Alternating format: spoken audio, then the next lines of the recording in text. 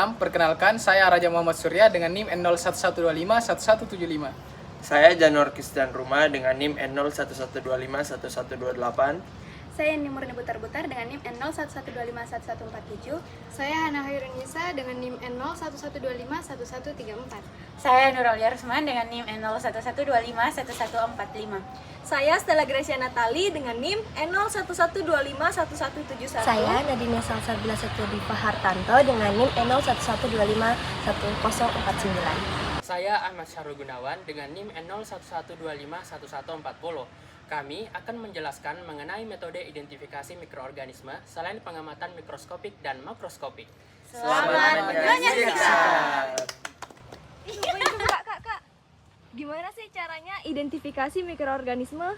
Oh, salah satu cara metode identifikasi mikroorganisme selain melalui pengamatan secara makroskopik dan mikroskopik adalah melalui aktivitas biokimia, khususnya fermentasi.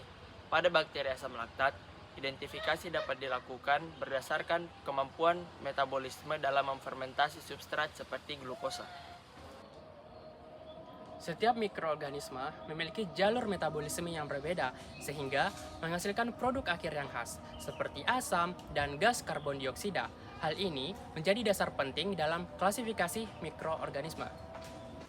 Dalam kelompok bakteri asam laktat, perbedaan utama terletak pada sifat homofermentatif dan heterofermentatif.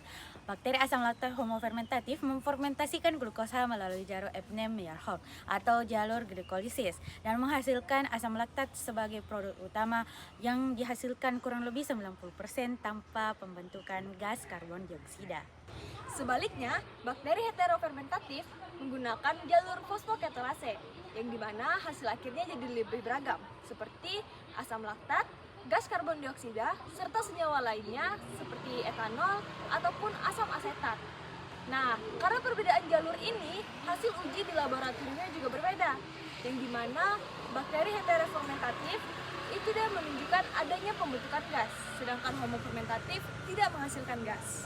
Identifikasi bakteri asam laktat tidak hanya didasarkan pada uji fermentasi karbohidrat dan pembentukan gas, tetapi juga pada jenis asam yang dihasilkan. Nah, penentuan ini dapat dilakukan dengan media ataupun metode spesifik seperti media diferensial yang mendeteksi produksi asam. Adapun penentuan lainnya yang dapat dilakukan yakni melalui analisis lanjutan seperti HPLC ataupun gas kromatografi yang digunakan untuk mengidentifikasi profil asam organik yakni asam asetat, asam laktat, dan juga produk lainnya.